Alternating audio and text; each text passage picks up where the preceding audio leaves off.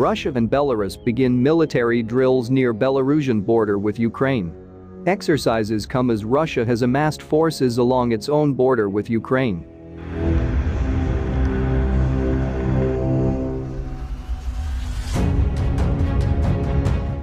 Russia and Belarus have begun joint military exercises close to the Belarusian border with Ukraine, part of 10 days of drills seen as a significant element in the Kremlin's menacing posture towards its neighbour.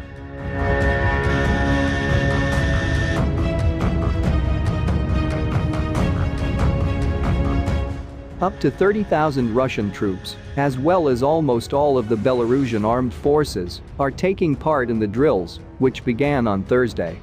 They come at a time when Russia has also amassed forces along its own border with Ukraine and in the annexed Crimean Peninsula.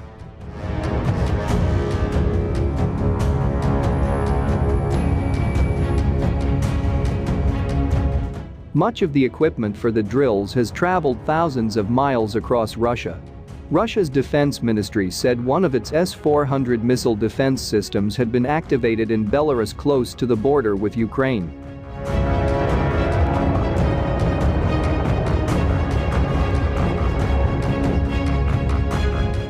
Although the Kremlin has said the Russian troops will return home after the drills, European leaders are watching warily. Volodymyr Zelensky, the Ukrainian president, said, "The accumulation of forces at the border is psychological pressure from our neighbors." Ukraine has responded with 10 days of drills of its own.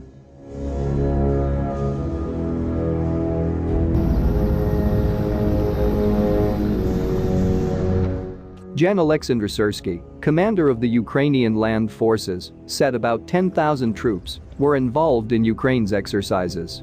"We have specifically moved training of the armed forces towards the most dangerous lines of possible enemy offense," he said on Wednesday.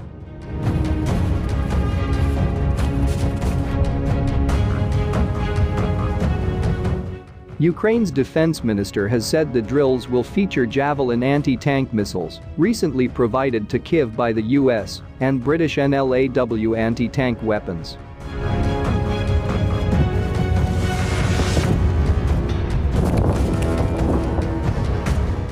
Separately, Russia is preparing for missile tests in the Black Sea next week, maneuvers that Ukraine says will make shipping impossible in both the Black Sea and the Sea of Azov.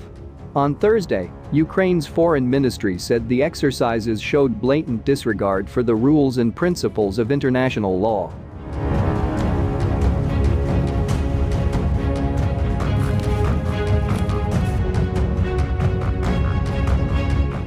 As the tension around Ukraine has built up in recent weeks, US and British officials have sometimes sounded more alarmist about the threat of full-blown invasion than their Ukrainian counterparts, who say they believe Vladimir Putin's ultimate goal is to exhaust Ukraine and provoke social unrest. Emmanuel Macron, the French president, who carried out a diplomatic mission to Moscow and Kyiv this week, said a way forward could be found through implementing the Minsk agreements, a 2015 ceasefire deal.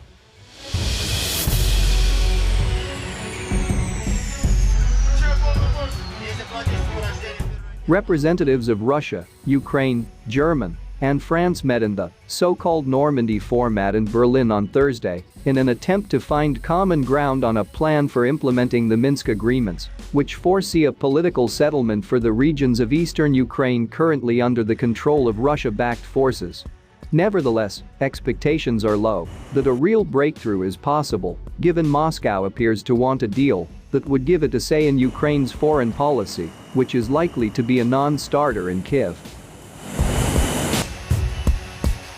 Russia's invasion of Ukraine has abruptly transformed the world. 1 million people have already fled. A new Iron Curtain is grinding into place. An economic war deepens as the military conflict escalates and civilian casualties rise.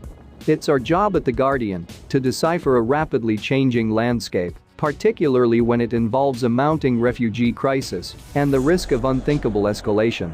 Our correspondents are on the ground on both sides of the Ukraine-Russia border and throughout the globe, delivering round-the-clock reporting and analysis during this perilous moment. We know there is no substitute for being there, and we'll stay on the ground, as we did during the 1917 revolution, the Ukrainian famine of the 1930s, the collapse of 1991, and the first Russo-Ukrainian conflict in 2014. We have an illustrious, 200-year history reporting throughout Europe in times of upheaval, peace and everything in between. We won't let up now. Tens of millions have placed their trust in The Guardian's fearless journalism since we started publishing 200 years ago, turning to us in moments of crisis, uncertainty, solidarity and hope. We'd like to invite you to join more than 1.5 million supporters from 180 countries who now power us financially, keeping us open to all and fiercely independent. Unlike many others, The Guardian has no shareholders and no billionaire owner. Just the determination and passion to deliver high-impact global reporting, always free from commercial or political influence. Reporting like this is vital to establish the facts, who is lying, and who is telling the truth. And we provide all this for free, for everyone to read. We do this because we believe in information equality. Greater numbers of people can keep track of the global events shaping our world, understand their impact on people and communities, and become inspired to take meaningful action. Millions can benefit from open access to quality, truthful news, regardless of their ability to pay for it. Russia launched what's being called its largest military exercise since the Cold War on Thursday, holding joint maneuvers with Belarus. The White House says the operation is yet another escalation of tensions along the Ukraine border. The large-scale military exercise will last until February 20. Russia's defense ministry said the joint operation in Belarus, which includes warplanes, missile launchers and live-fire exercises, will focus on suppressing and repelling external aggression during a defensive operation. The timing and position of the exercise have raised concerns in Ukraine, the US and NATO countries. Analysts have previously pointed to Belarus as one possible route for Russian troops to invade Ukraine. An analysis by the Center for Strategic and International Studies last month found that Russia's military could attempt to outflank Ukrainian defenses around Kiev by approaching through Belarus. Other potential strategies include attacks on central or southern Ukraine, or hybrid warfare that combines ground operations with destabilizing online attacks.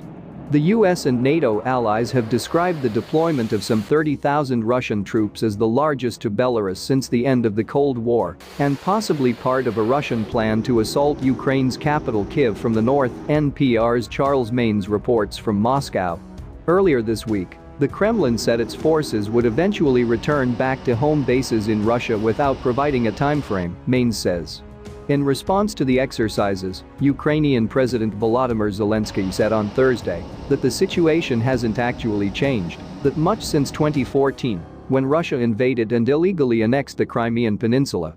The buildup of troops along the borders is psychological pressure from our neighbors, Zelensky said, according to Interfax. We see nothing new in this. As for the risks, there are risks and they have not ended since 2014.